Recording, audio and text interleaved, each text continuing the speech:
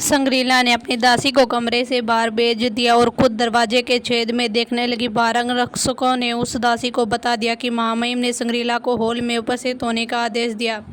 संग्रीला अंदर से ये सब सुन ही रही थी। उसे डर लग रहा था कहीं वो पकड़ी तो नहीं, मगर उसने फिर सोचा ये हो ही नहीं सकता। उसने तो कोई भी सुराग छोड़ा ही नहीं था जिससे वो पकड़ी जाए, मगर फिर भी उसे डर लग रहा था। उसने पहले ही अपनी दासी को बता दिया था कि उसे क्या बोलना। उस दासी ने मुस्कान के साथ सैनिकों से कहा, देखिए हमारी मालकिन की तबीयत खराब है और बड़ी ही मुश्किल से उन्हें नींद आई है। रात के इस वक्त उन्हें जागना उनकी सेहत के लिए अच्छा नहीं होगा।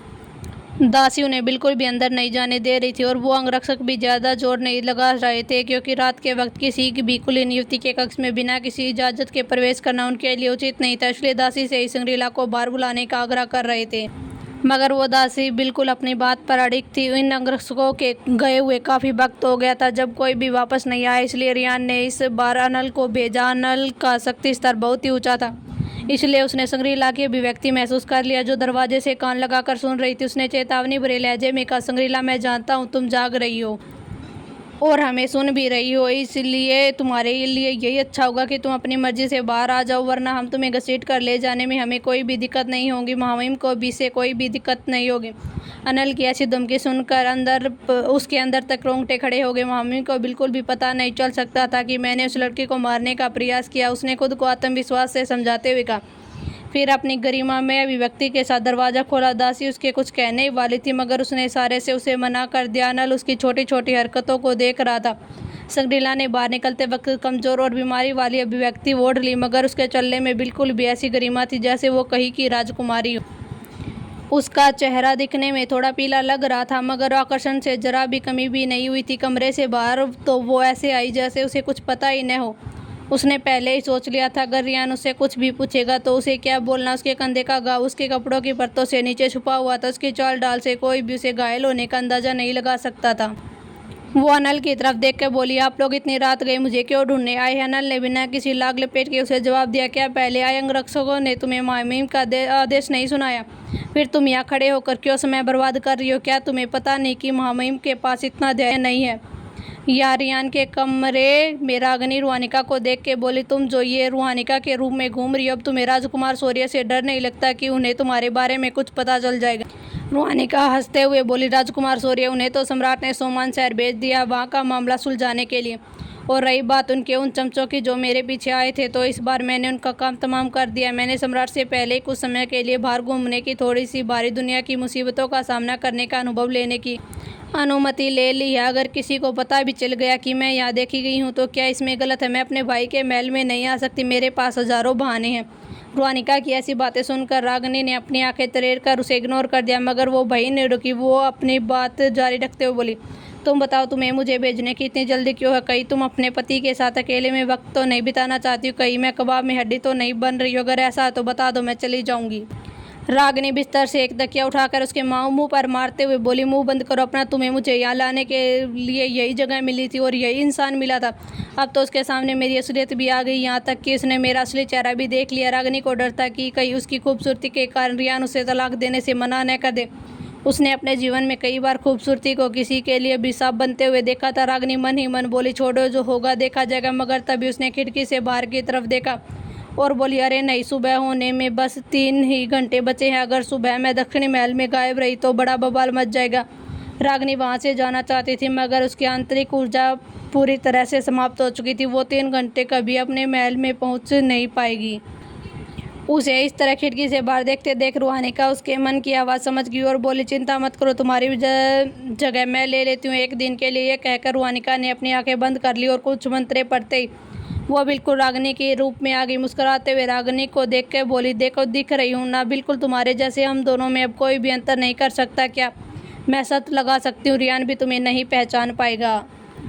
रागिनी अपनी आंखें तरेड़ कर बोली, क्या किस्मत है, तुम माया पंछियों की एक चुटकी बजाकर किसी का भी रूप धारण कर सकते हो। कभी कभी तो मुझे भी जलन होती है। रूहानिका रागिनी का थोड़ा मजाक उतारते हुए बोली, सबको क्या खुद के जैसे मामूली समझते हो? रागिनी उसकी बात को सुनकर आ भरने के अलावा कुछ भी नहीं कर सकती। फिलहाल उसकी शक्तियाँ बस मामूली सी ही मानी जाती थी, भले उसने अपनी तत्वों की शक्ति जागृत कर ली। फिलहाल उसका शरीर अभी भी जख्मी था। जैसे ही रागिनी के मन में ये ख्याल आया, उसके दिमाग में एक बात याद आई। उसने ये तो अभी तक पता ही नहीं किया था कि उसके पास कौन से तत्वों की शक्ति है।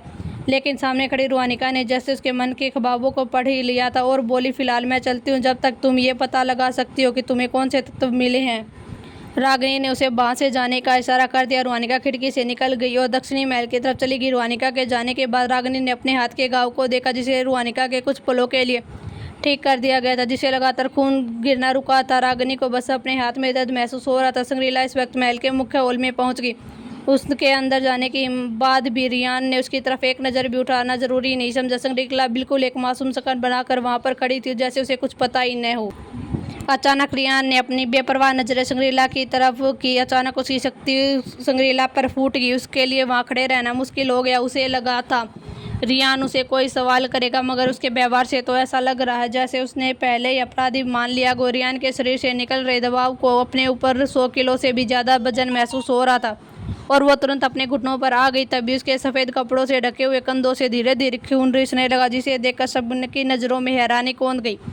रियान ने छोड़े गए दबाव से भले ही कोई अपने घुटनों पर आने के लिए मजबूर हो जाए, मगर इस तरह से जख्मी नहीं हो सकता था। इसका मतलब साफ था कि संग्रीला पहले से ही जख्मी थी, पर सवाल था कैसे। कब अपने कंधों से निकलते हुए ताज़ा खून को देखकर उसके कंधे पर माथे पर ठंडा पसीना जमा हो गया। उसे बहुत ही ज़्यादा डर लग रहा था। उसे नहीं लगा था कि रियान उस पर सीधी आंतरिक शक्ति के दबाव का इस्तेमाल करेगा। वो अभी सोच ही रही थी कि आखिरकार रियान का उस पर शक कैसे हुआ।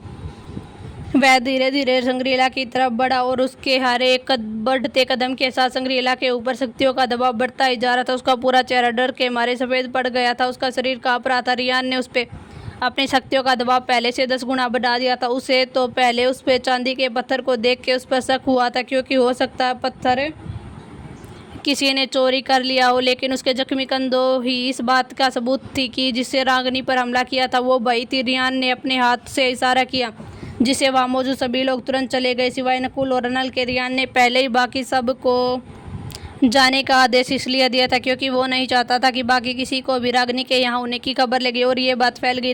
रागिनी मूर्ख होने का दिखावा कर रही है तो ज़रूर इसके पीछे उसके कुछ अपने कारण होंगे। चाहे जो भी हो, वो उसका समर्थन अवश्य करेगा। तभी रियान की ठंडी आवाज़ उसके कानों में गूंजी, इस राजा के महल में उसकी नाक के नीचे तुम उसकी रानी पर जानलेवा हमला करने की हिम्मत किसने की? एक मामूली सी नौकर होते हुए भी अपनी मालकिन पर हमला करने की हिम्मत कैसी हुई? क्या सोचा था मुझे इस बारे में कुछ नहीं पता चलेगा? संग्रीला की आंखें अविश्वास से कौंध गई। वो अपना सिर उठा के रियान के चेहरे की तरफ देखने लगी। नौकर क्या? वो महामहिम के नज़र में सिर्फ एक नौकर थी और वो लड़की महामहिम की रानी। मतलब वो लड़की वही सुप्रसिद्ध मूर्ख और बदसूरत रागिनी थी। अगर भी वो थी भी तो क्या वो महामहिम के लिए इतनी ज़रूरी क्यों थी? वही मायावी रागिनी के खून की मदद से रियान के महल के बाहर तक पहुंच गई। वो अपने आदर्श रूप में थी और छोटी गिलहरी उसके कंधों पर बैठी हुई। वैसे तो मायावी रागिनी से एक बार मिलना चाहती थी, लेकिन ये सही वक्त नहीं था, इसलिए उसने बस दूर से उसे देखने का फैसला किया। वो यहाँ किसी भी को भी अपनी मौजूदगी का एहसास नहीं होने देना चाहती थी। वैसे तो उसे पता था कि उस छोटे से साम्राज्य में किसी के पास इतनी ताकत नहीं होगी जो उसके सामने कुछ देर के लिए भी टिक सके, लेकिन वो अनावश्यक ध्यान खींचने से बच रही थी। इसलिए उसने चुपके से रियान के महल में दाखिल होने की योजना बनाई। उसने अपनी शक्तियों से महल की सुरक्षा करने वाले मायाजाल के एक छोटे से हिस्से को तोड़कर उसके अंदर प्रवेश कर गई, जिससे किसी को कोई खबर तक न लगी। वही दूसरी तरफ रियान ने भावीन आवाज़ में नकुल को आदेश दिया, इसे काल कोठरी में ले जाओ और इससे सब उगलवाओ। तुम्हारे पास सिर्फ 1 ही घंटे का समय है, याद रखना, इसे मरने मत देना। मुझे इसे अपनी राजकुमारी के सामने पेश करना है।